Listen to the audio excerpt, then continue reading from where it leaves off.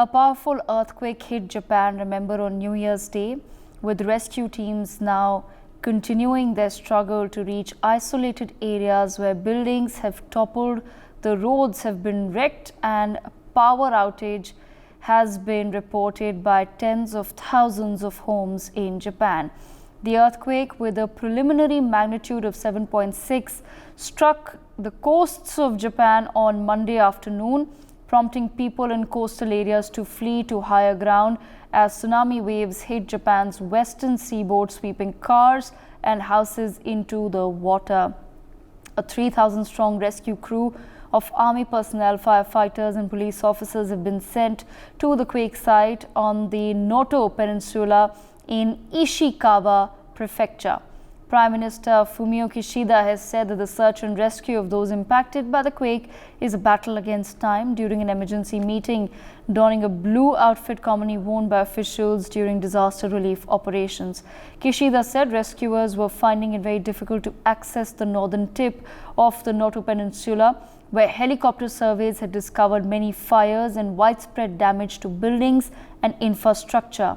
There are around 120 cases of people awaiting rescue. Let's quickly listen in to what really happened in the aftermath of this earthquake. Let's play out some of those videos, please.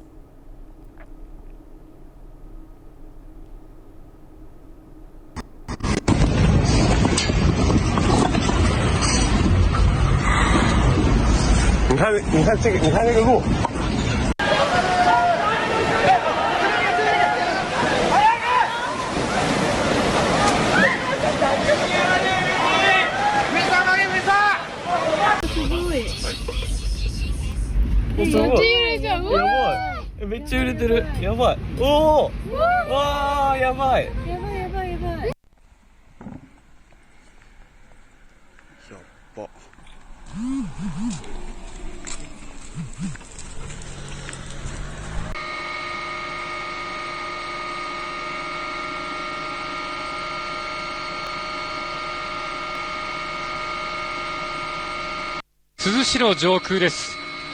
グラウンドには車、そしてその右側、上側には SOS とパイプ椅子。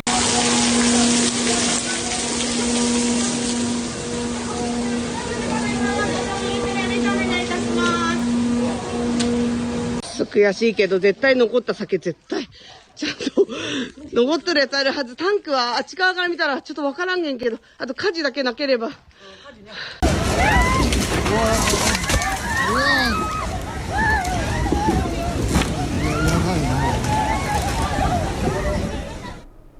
So that was just a glimpse of what has been happening in Japan as soon as we hit the new year. I'm going to quickly take our viewers before we bring in some of our guests. Let's just put out this image that I have on my screen for the viewers to really understand what was happening. On the 1st of January at around 4:10 p.m. This is the Noto region that you see on your screens, and this is of course a small part of the island nation called the Ishikawa Prefecture, which is now known as the epicenter of this particular earthquake that has taken place. The earthquake was 7.6 in terms of magnitude, and this information comes to us from the Japanese Met Department. Let's keep the screen as it was much clearer earlier, so let's go back to the previous screen that we had on so that I can zoom in and really show to our viewers. As you can see that this particular, if we can just go back to the previous screen, that will be really helpful if my team upstairs can help me with that. Thank you. So as you can see, viewers, this is known as the Ishikawa region in the Noto region of Japan, and right here you see this very small dot is where the epicenter of the earthquake has been found to be, and you can see that this is of course on the coastline of Japan, which is what made the situation perhaps even worse for the island nation. This is just photographs of the aftermath of the earthquake, again from the Ishikawa region, which was the epicenter. You can see several boats had washed up ashore. You can see all the boats right here, another one right here, and a third one here as well, and you could already see the level of destruction across this coastal region. Another photograph of a boat that had capsized in the Ishikawa region of Japan.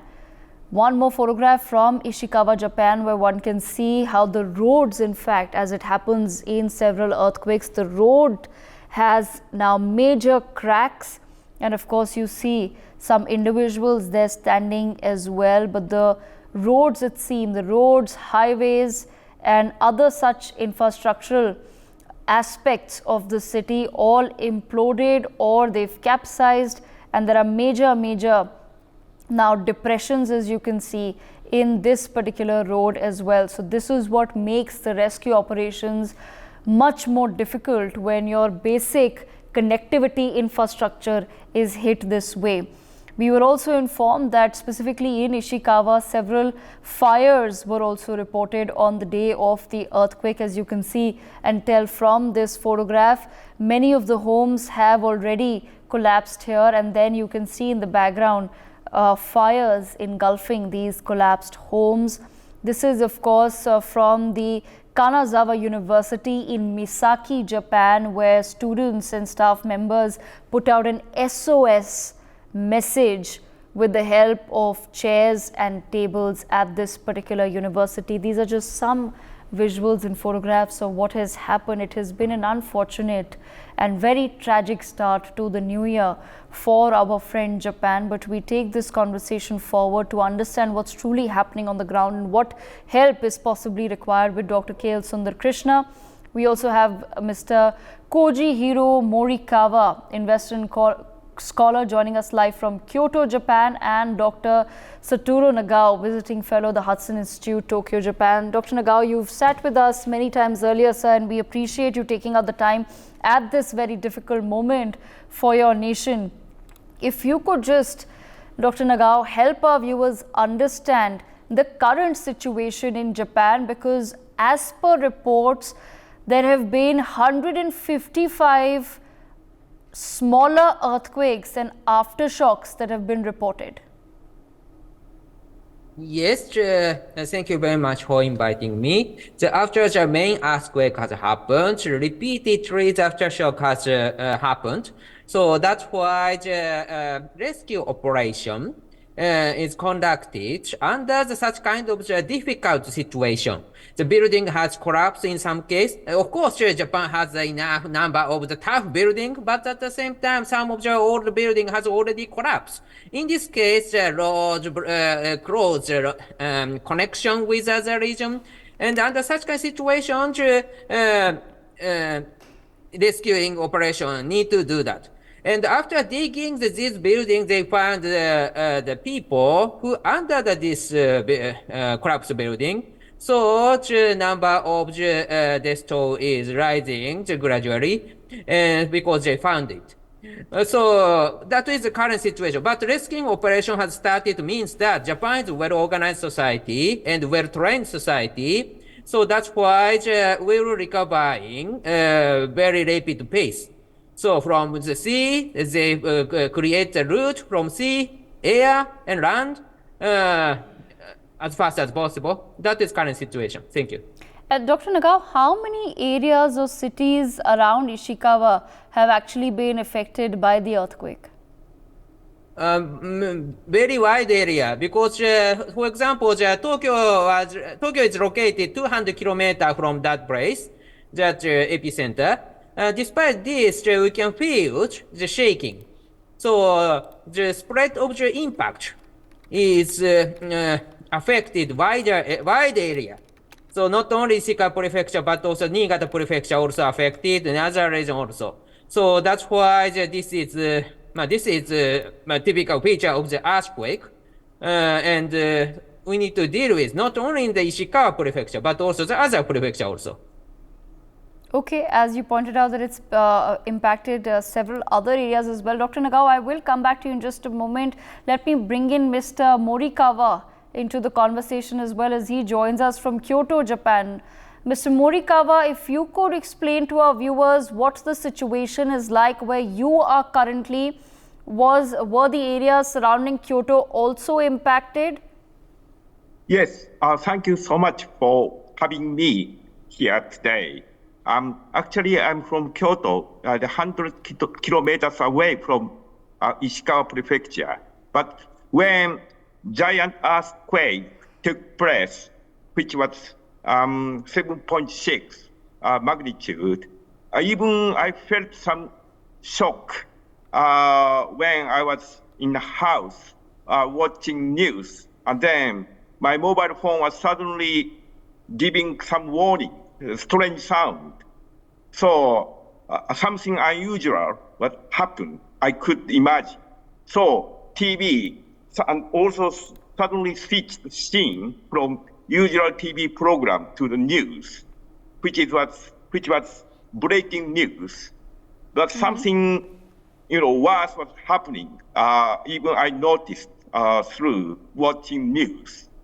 That's what my first impression when I got news from NHK. What's going on in Ishikawa Prefecture? A very, very unusual scene. Yes, that's my view when I got this news from Ishikawa about earthquake yesterday around 4:10. Everything changed suddenly. Yes. And Can you hear? Yes, Mr. Morikawa, at the same time, sir, do you have friends, family or relatives in some of these areas that have been impacted? Are people being able to reach out to others, officials or authorities in Japan?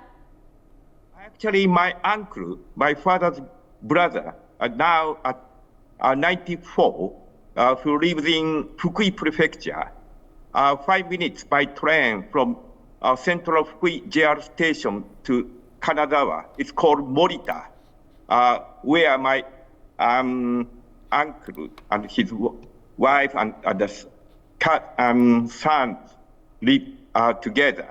And then we called immediately after this. I heard from earthquake. Fortunately, they are safe, but they felt big shock, big shake anyway. Yes. All right. So, yes. So are they being able to, Mr. Morikawa, reach out to you? Have you been able to speak to your uncle? yes, I was able to speak to him. Okay. And he was very, very old. It could be difficult to, if something happened like what happened in Ishikawa Prefecture. But fortunately, Fukui Prefecture relatively safe from beginning. So no tsunami affected the coast area of Ishikawa Prefecture. Fukui was relatively safe, but no tidal wave was warned to happen. Okay, Yes. all right. Dr. Nagao, same question to you, sir. Do you have perhaps friends, family and others in some of these regions? Have you been able to reach out to them? Yeah, my younger brother is living in the Maizuru, which is the city name in the Kyoto Prefecture, which is less than 100 kilometers, I guess, from the epicenter. But anyway, a little distance, of course. And but at the same time, that is why I can say the earthquake has happened. People are worrying, tidal wave and fire also, and it has happened in some area in the Ishikawa Prefecture. And the tidal wave has also happened relatively high, but Japan prepared well, so that's why even if relatively high, tidal wave was not so big problem for Japan this time. But because of this warning, the ship cannot access the Ishikawa Prefecture. That's why this is the problem. Because some isolated area, the road connection has closed, the air connection has also closed, so that's why the sea connection is another option. But under the warning, they cannot access from the sea, because ship is under danger of the tidal wave, the tsunami. So that's why now the tsunami warning has already gone and the ship can access this area. So that's why the ship can carry the heavy machine to open the road. So that is ongoing. And nearly 10,000 Japan self-defense soldiers deployed. And of course, Japan will prepare the earthquake well. So most of the buildings are tough.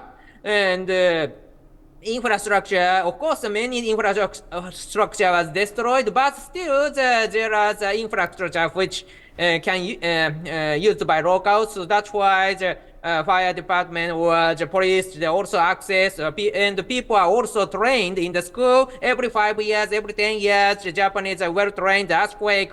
So from 2011 to 2020, 1,443 big earthquake, which more than the magnitude 6 has happened in the world, but 259 happened in Japan. So nearly 80% of the big earthquake has happened in Japan. So this means that every 5 years, every 10 years, Japanese experience this big earthquake. That's why the damage is relatively low, and Japan tried to deal with. Japan will show the very strong skill to deal with this situation, I believe. Okay, and yes, thank you very much. Dr. Nagao, if you can help explain to our viewers, like you said that of course this is not the first earthquake that has happened in Japan, and in fact since 1905 I was reading in some reports that several earthquakes have in fact hit the island nation time and again, and as you said that the community and the society and the governments are very well prepared. What is it, sir, that really has been done given the sort of technology that exists today to ensure that some of the coastal regions, even though we have seen some damage, how does Japan ensure that the damage is minimized? Of course, there are some methods. But firstly, we need to remember this is a system. System is consisted by hardware and software. Hardware's case is, of course, how to make the tough building, the tough infrastructure. This is the hardware. But the software is how to organize this or how to train the people. So education system, every time there is a training from elementary school, junior high school, there is a day to prepare the earthquake. Or the people prepare some mineral water, food. Each house has these kind of bags. So that's why, compare with country who do not experience earthquakes so often, Japan is preparing this situation as a software. So this combination of the hardware and the software makes one system. So currently, of course, there are a variety of buildings. The new building is tough, but the old building is not. So in this case, if the earthquake has happened, the old building has collapsed. That is natural. So that's why we face many problems. But at the same time, still the new building was some of the we can find many buildings which is enough toughness to deal with this kind of the big earthquake. So that's why still Japanese society working well as a system. Okay, Mr. Morikawa, what exactly is the government telling you right now, sir? What is the latest advisory that has perhaps been shared by your government to people, not just in the earthquake affected areas, but otherwise as well? And if you can also tell us about the tsunami warning, sir, what really has happened on that front? Actually, tsunami warning system has been broken around after the agency in charge of this tidal wave information, giving information, tidal wave, sort of this system, at the beginning told about 5-meter tidal wave, high expected to come to hit other coast areas, especially Ishikawa Prefecture. But actually, only more than 1 meter, 20 centimeter, they told us. And then this warning system never said anything after that. And also, we have the kind of tragedy shortly before. 2 airplanes crashed. Yes. Yes. And then this one airplane from Japan Coastal Guard expected to bring by their own airplane some stuff to Ishikawa Prefecture. and then coming into runway, and then another airplane just landing on from Hokkaido Chitose Airport to bring about 379 passengers and crews. Yes. And then, and immediately hit. We don't know why this airplane was on runway when another airplane coming on the runway, and on the same runway, of course, they collided, both. And then, because, in Ishikawa Prefecture, maybe a big cargo airplane was impossible to land. Right. Because of the size. So small airplanes, maybe government wanted to fly to bring staff to, those affected people are looking for drink and waters and so on immediately. So, and then small airplanes from Haneda Airport then to Ishikawa Prefecture. So, this actually happened, but fortunately, passenger airplanes carrying 379 passengers crews were all, according to government, safe, because 12 seconds was enough to get out of the airplane by training. It was amazing.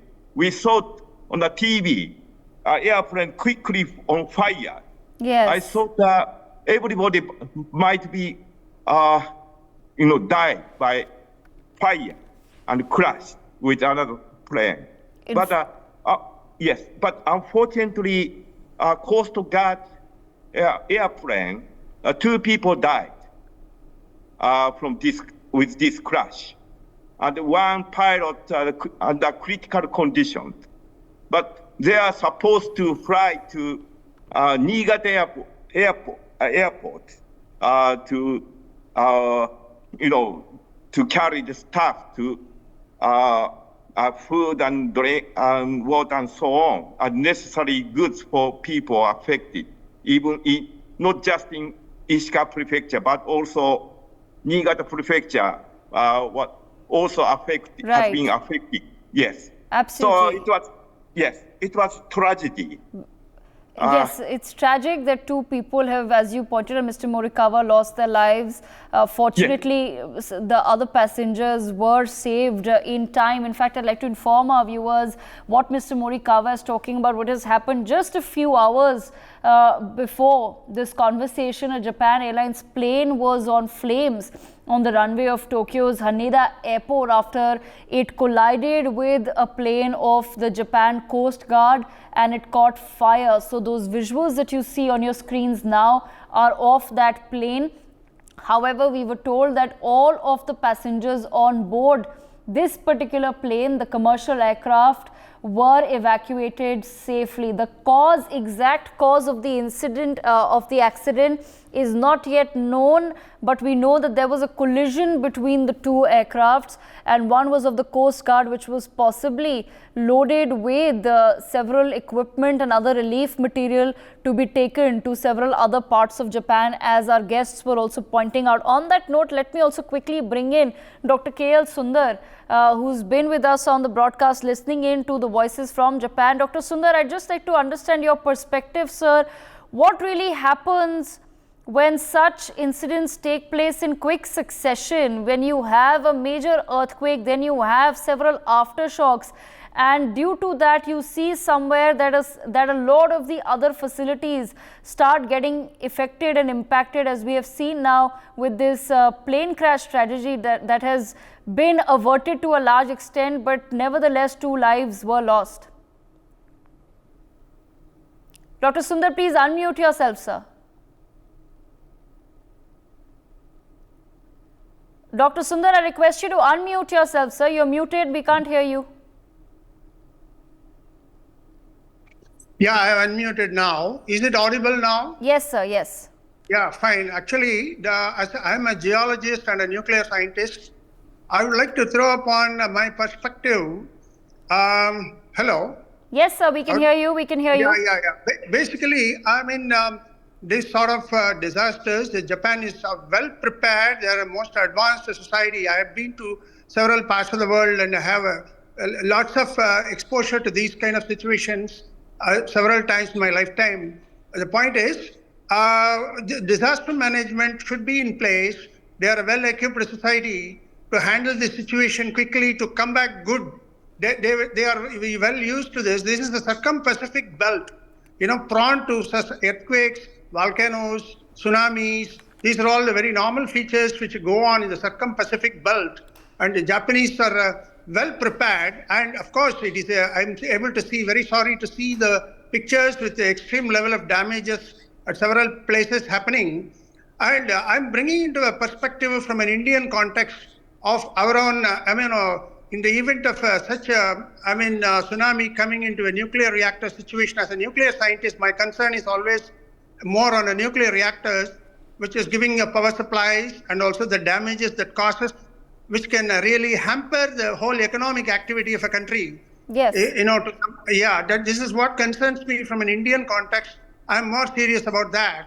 With the huge population here, in the coastlines, all the nuclear reactors, with the safety already on safety on, are we really geared up for such safety? In such a situation, are we really prepared to face such, disaster management? Or are we really equipped? Is a real question.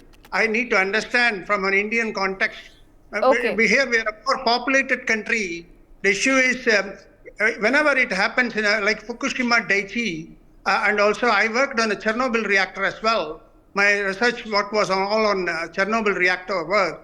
Basically, any of these radiation damages happening in leak or on a spent fuel or a processed fuel areas, the tsunami water getting into waters, going into these areas, can really bring up enormous level of damages, not in a short term, okay. long term.